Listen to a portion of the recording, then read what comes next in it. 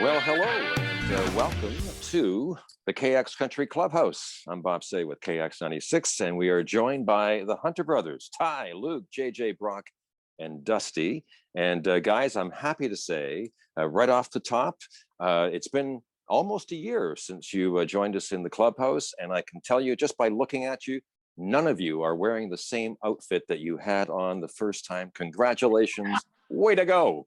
That is a win. That is a win, Bob. You wouldn't believe how many times we will show up to a video shoot or something with multiple of us wearing exactly the same color, sometimes even the same shirt. So this is a good day in history. So let's get to the important stuff right off the top. What's the name of the dog? Come on. What's the name? Oh, so sorry. Her name is Rebel, and we believe me, threw around name. Well, that's why we actually ended up throwing it online, because we could not decide, and I think that made it worse. Because we were like, oh no, now there's even more names. And I kind of lobbied hard for Treble, because I thought if we're gonna sit on Rebel, let's go Treble. I sing the high stuff, and then we can still call her Rebel. But no, they weren't feeling that. So she is aptly named. I will admit it. It feels like she's a rebel. You got to say how it went down, because you finally. Yeah, eventually, actually, we settled on Mocha and Rebel, and we couldn't decide. Like, my kids were like, they were almost ready to get into it on this. So like, we were like, I don't know how to decide. So finally, I said, okay, there's 5 of us in my home, so we're doing 5 Rebels, 5 Mochas, and we're picking names. So the first 2 that came out were Mocha. I'm like, oh, she's a Mocha. And then the final 3 were all Rebel. So I had some very happy kids and not so happy kids. But it's the only way you can do it, I think, sometimes. Guys, the last time we chatted, Hard Dirt had just been released, basically. And Ty, I think it was you that was saying, boy, we hope the response is as good as we think it might be to this song at this time in particular. So the question is, a year later, how was the response? What kind of response did you get to Hard Dirt? It was incredible. Anytime you put a song out there, it's always so encouraging to see how people receive it. And songs are interpreted in so many different ways. With Hard Dirt in particular, I think one of the most encouraging things that we were able to see as brothers was the amount of comments that came in saying, this is my anthem right now. This is helping me through some really difficult circumstances. This is really resonating with me. This is what I needed. Those phrases, when those things come back, that is so much more important than any chart position or whatever. Obviously that's very cool as well. But if a song is really helping people at the end of the day, that's really what means the most. And so we were just very, very grateful to see the feedback in that capacity, that it really was a song that helped people move forward. So, Brock, I'd like to ask you, I was just reading a story with Karen Fairchild, a little big town. And as you know, she's married to Jimmy Westbrook in the group. And she was saying that one of the good things about the pandemic, the way they dealt with it, was that they started bicycling as a family. So it kept them outside. They were able to breathe the fresh air and all that. So if there's are there any people that spend a lot of time outside? It would be, well, you guys. So being on the farm and all that. So Brock, how has that helped you deal with what we've been going through for the past year and a bit?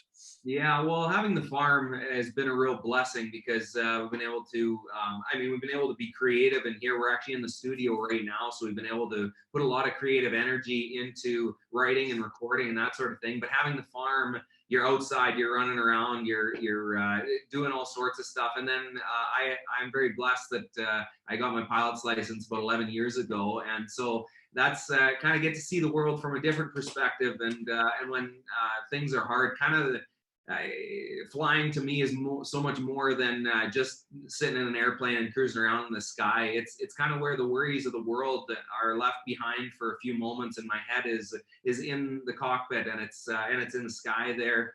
Spend most of my life in my head in the sky, but and so it's been a place when I've been struggling or it's been tough times, that I can kind of leave a bit of the worries of the world behind and kind of get a new perspective on life and go up and do that. So that's been very special for me through this time. So JJ, for your brothers and your families, I know faith is important to you guys. How has your faith helped you get through all this? Yeah, I really appreciate that question.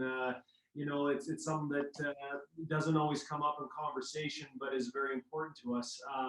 You grow up saying that, for us as Christians, we've always said, we believe that there's a bigger purpose. We believe that someone is in control, that God is in control. And we're speaking from a personal perspective. We don't want to portray that onto anybody else that believes differently. But sometimes you get challenges in life where you get the opportunity to kind of put your money where your mouth is a little bit. And it's one thing to say it when everything's rolling along and everything's going good, but all of a sudden you start hitting hiccups in life, and those can be various. So those can look very different for different people. And I don't want to say that the pandemic is or isn't that moment. For some people, it's been devastating. Some people, maybe it's been a bit of relief where they've been able to actually spend more family time. But for us, there's always those things that come up throughout life that you have to say, okay, where is my trust going to be put? And for us, the faith really plays into it in that regard, where we say, okay, what if we believe that there is a God that's looking out for us? We're going to trust him through this, and whatever that looks like. And so that's been something that we've continued to lean into. And again, I'm not trying to project that on anybody, but for us as brothers, as families, that's something that is very important and has been something that we have leaned into over this last year and a half, and hopefully will, no matter what comes down the road. I'd like to change gears just a little bit and ask Luke, you guys have not only recorded some of his songs, but you've written with Nico Moon. And of course, and I'm wondering, as you see the success that Nico has had personally, recording his own stuff, what kind of satisfaction do you get from that? Well, I'm going to pass this one on. I unfortunately haven't had the privilege of being able to write, but I know Dusty has, and so I'm going to pass this one over, if it's all right, to Dusty. Sure. Yeah, well, Country State of Mind, our title track of our last album, obviously, Nico helped us write that song, and Ty and I were both in the room. And what's funny is that was actually a song we tried writing numerous times. And the day that it was Seth Mosley and Nico Moon were in the room that day, and we went, you know what, this is a song that we've been wanting to write, and it just hasn't felt right yet. And were we ever thankful, because we had never written with Nico before that point. And it became very apparent very soon that the guy has a gift. And it was neat how he, maybe in some ways more so than any people that we've ever written, at least for me anyway, he feels the music. And it was very important for him that as we were coming up with lyrics and as we were taking the song in whatever direction, that he was walking, pacing the room, and he was singing it out and kind of grooving and doing his, he was in his vibe. And it was neat watching him do what he does. And it kind of came out in the song too. And obviously we're thrilled and very, it's neat to see the success that he's had. And really it's of no surprise, to be honest with you, after working with him. He's a very gifted man. Yeah, if there's a word that encapsulates Nico, it's swagger. Like, he's just like the coolest guy ever. I'm like, I just want to be more like Nico. This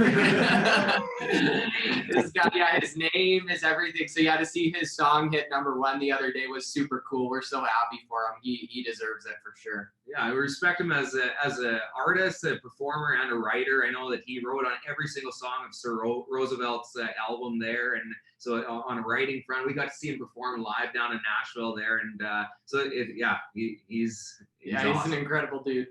Yeah, a character comes to mind to describe Nico Moon. I'd like to, Ty, talk to you, because all you guys, and we'll get to talking about being a minute in a second here, but all of you guys have played hockey at various levels, very high levels, and there are a lot of country artists, particularly in Canada, as you might expect, who have gotten into country music because they love it, of course, but also because, well, their hockey career, they got injured and they had to pursue something else. So my question to Ty, and you can answer for all your, is there any one of you that survived playing hockey and didn't say, okay, the career is over because of an injury, I guess we'll pursue that country music thing? I'm the only one, actually. These poor yahoos all actually had to stop because of injuries. However, I did snap my femur in half due to a zip lining incident in between seasons, and so that took me out of the game for a little period of time.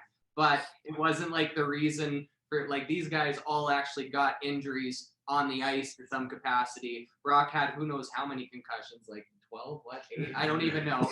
Luke had an eye injury. JJ separated his shoulder, and Dusty also had an eye. Yeah, no, I had an eye injury. Yeah. JJ separated his shoulder. Who knows how many times? Oh, dislocated. So, but I also, I went to the lowest level of hockey. I was really in it for the rink burgers. That's what I say. So, it's probably why I didn't get injured on the ice.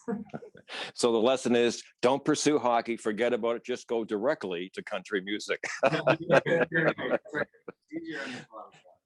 Let's talk about some new music, and in particular, Being a Minute.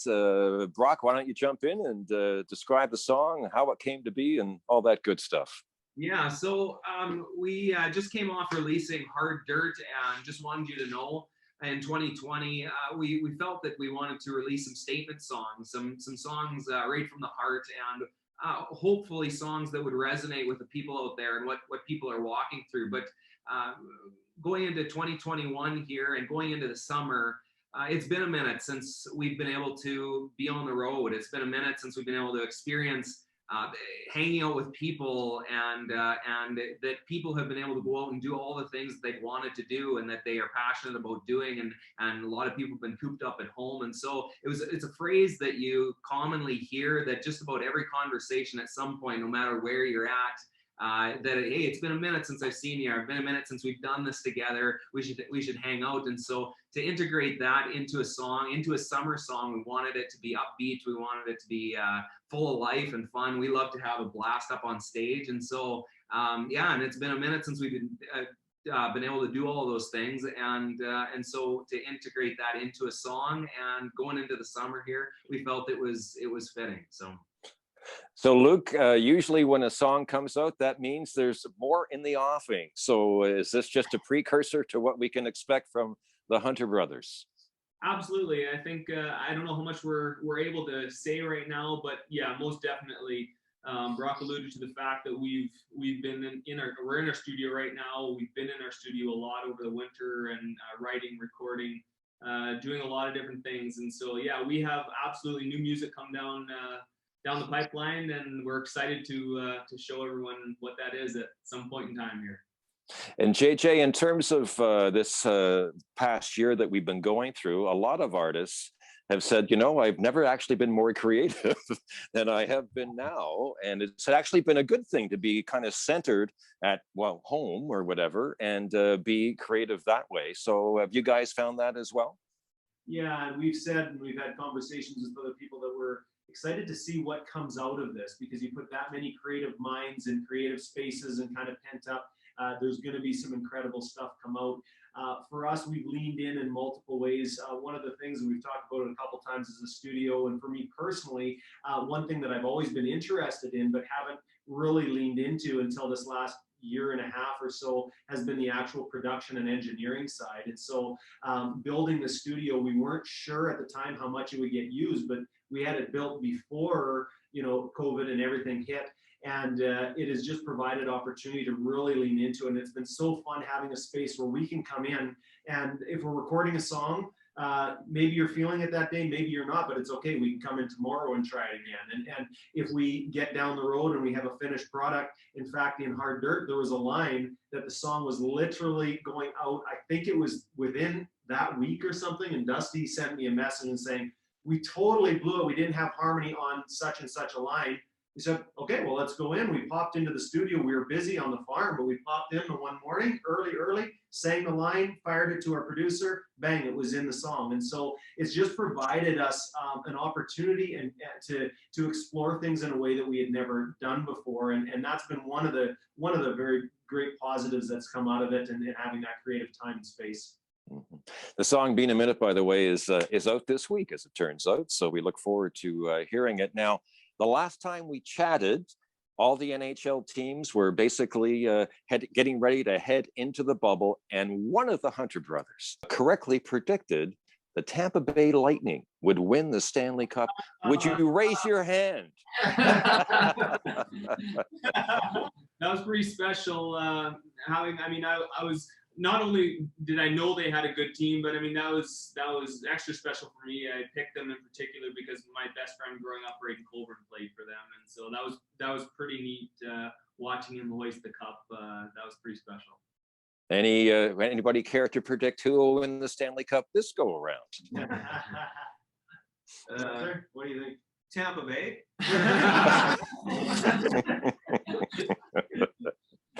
Well, guys, thanks so much for joining us in the KX Country Clubhouse. You know, in this pandemic, a lot of relationships have fractured. It's so good to see the five of you have stuck together. Congratulations on that. And we certainly look forward to hearing not just Being a Minute, but all the other stuff that's coming our way in the not too distant future. Stay safe. And again, thanks so much for taking the time to join us in the KX Country Clubhouse. Bob, Thank you so much for having us today, Bob. We appreciate you and all you're doing for country music in this time and everybody out there. So thank you. Stay safe, guys. Take care.